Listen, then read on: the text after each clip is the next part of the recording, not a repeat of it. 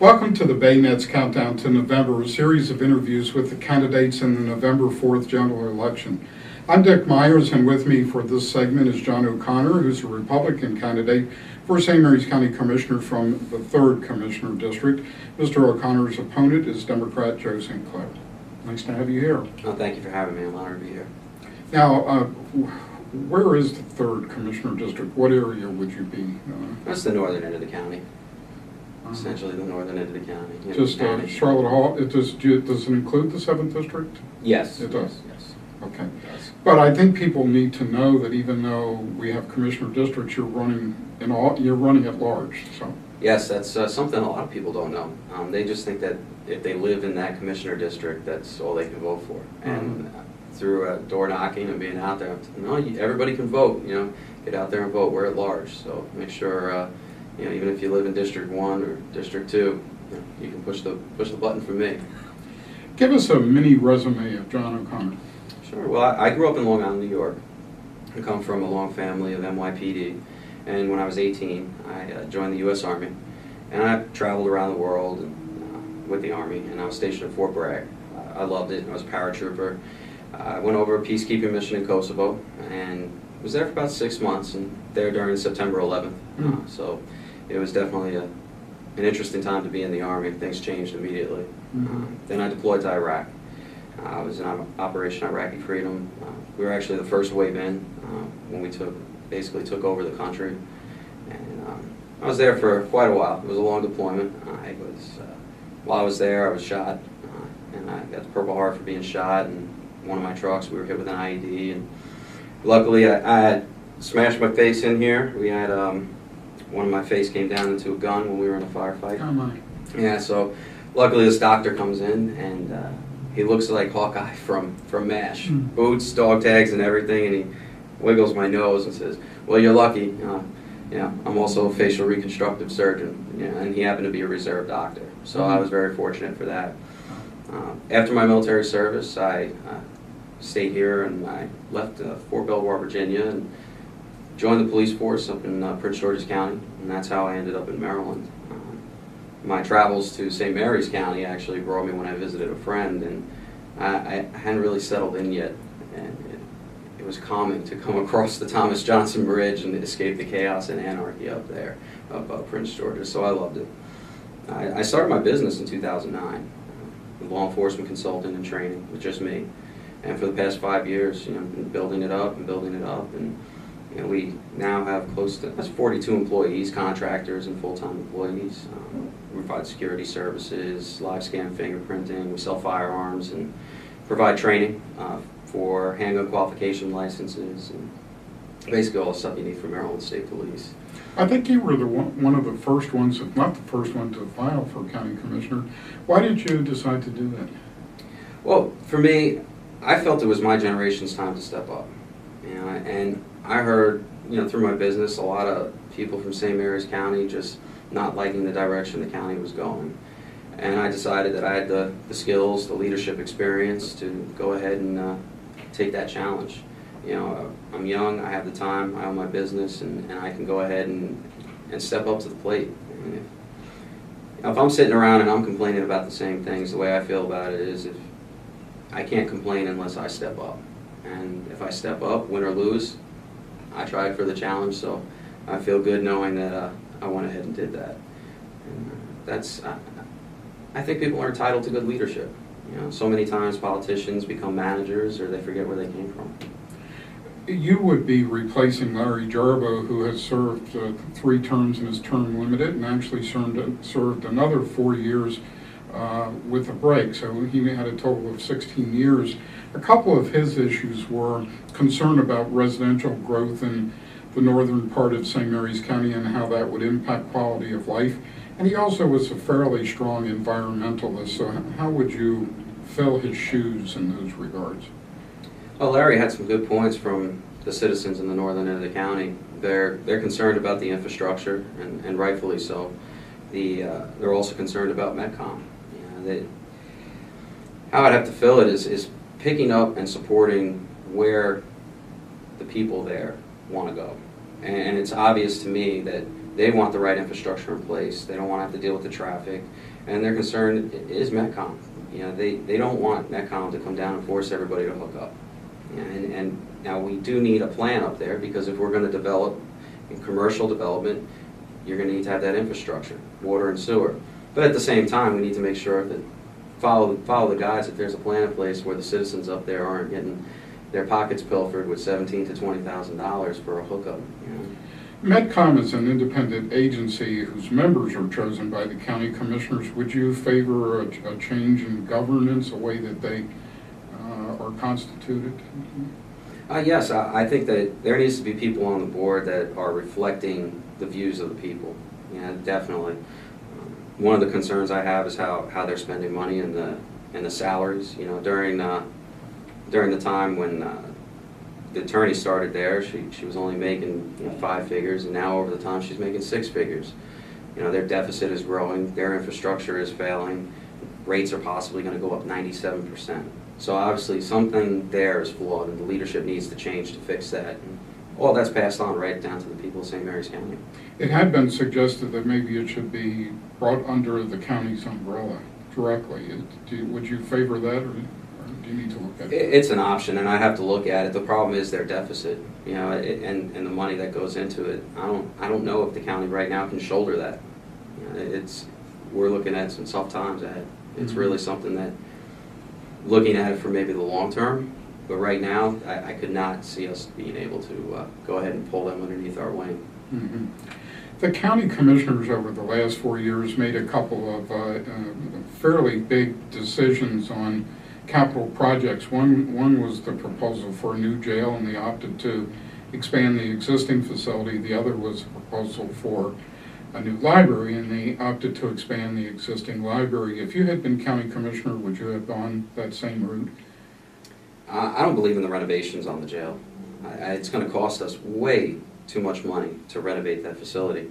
Just the movement of the inmates is going to cost tons of money. It's not inexpensive to house somebody that's there. And then you look at the facilities. I toured the facility in the summertime. Mm-hmm. It is brutal. The officer safety issues are a concern to me. You have fans going on, people can't speak back and forth, and the fact that some of them are on the inmates there are under the honor system was quite shocking to me. So renovation, no, I think we do need to look into the future, because the county's growing, and unfortunately, crime is going to happen, and we're going to need a proper facility to house crime that's going to grow. Mm-hmm. Obviously we don't want crime to grow, and we want to have a small facility, but that's just not realistic.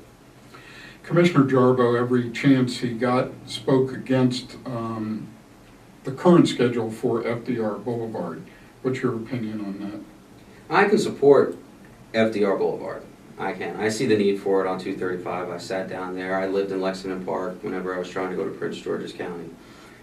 My main goal with that is to find out a way to diversify how we're building it with the funding. That's definitely something we need to look into.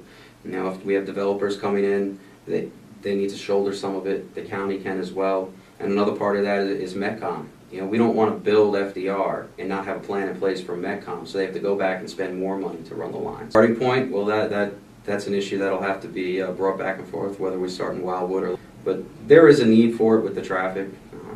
It's just how we're going to pay for it is what I want to make sure. The diversification of the economy has become a hot button issue with sequestration and changes in the defense budget. Is diversification a goal that can be met, considering that we're so dependent on the military in St. Mary's County? Diversification is going to take some tough work. A lot of people talked about technology coming off the base and using it out in Lexington Park and renting facilities out there and trying to spread the technology. The issue that comes with that is we're still dependent on the base for the technology. You're not really diversifying anything. Why aren't we looking at textiles or getting those materials that they're using on the base manufactured here? Now you're talking diversification, because even if the base leaves, those materials are still going to have to be manufactured. Mm-hmm. The UAV program was brought up, and how that's going to diversify things. Like, I don't know that it directly really will diversify anything. While it's amazing that it's coming here, the problem is that it costs 24 to 36,000 to get your commercial pilot rating. And then we move into the education aspect of what we're doing in Lexington Park to help the workforce development. It's a lot of money to spend to be able to fly one, and then even to work on them, you have to have special skills. So it sounds like you think that the base is pretty secure. Yeah, I think the base is secure. We have programs coming here. They're working hard. I don't think that it's going to get up and leave tomorrow. I really don't. As long as we're working as a county to keep crime rate low, have the proper infrastructure in place, and University of Maryland's coming down here, so that adds to the benefit. I've asked this question of all the county commissioner candidates. It seems every year at budget time there's a lot of angst between the county commissioners and the school board over funding, and it just generally blows up. Is there any way that could be more a harmonious process? I hope it could be a more harmonious process. I've watched it a few times. Basically, it's about having the right people elected to the school board and developing the right relationships with them. And can't ensure it because the county commissioners have nothing to do with who they elect as the superintendent of schools. But if you get somebody in there that's a team player and is willing to work with the money that's at hand, I think it can be harmonious. It's just like with any team or group project. Some people are going to carry more of the weight, some others, but it's about relationships. I really do. I think if you get people that can work together, it could be more harmonious. So what would you tell the teachers who say they need more money? Well, I understand their plight. I was in public service. Public service is one of the few fields that you go into knowing you're not going to be a millionaire. You go into it knowing that. However, you do want to be able to support a family and live within your means and have things that you would like to have and see the return on your investment from your education and what you put into it. I would tell them that it's tough, and you need to really stay on your Board of Education members because they're controlling the money that we give them and how they spend it. And I support them. I would love to see them have raises.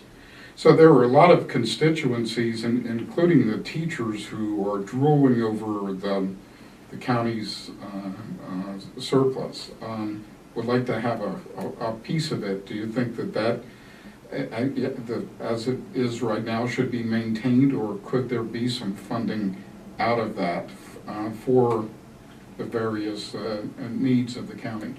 I think that when they look at the surplus, they're not looking at the actual budget line sometimes, and that some of the information that's put out is wrong. Once something's moved into the capital improvement project area, it doesn't come out of there. While it might look as a surplus, it can't move. So the figure that's been out there, and it's wrong. So there's not that much money. Now, we have surplus. Yeah, there's money sitting there. We loan money to Metcom. We have money that's going to be allocated in future budgets. But that surplus just can't go to the schools. We have a sheriff's department that's in need of officers on the street. Tasers.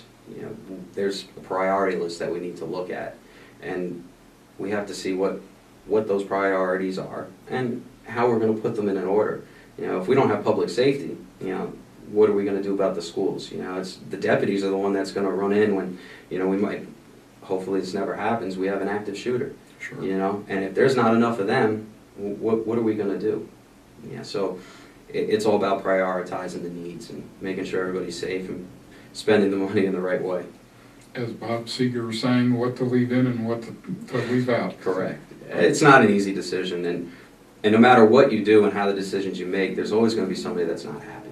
Great. For people that like to get involved with your campaign, what's the best way to do that? Do you have a Facebook page? Do you have a website? How can they interact with you and get involved with you? We have our webpage up. It's jeoconnor.com. And we have Facebook as well, Elect John O'Connor, and we have our Twitter, which is up there, JE D3.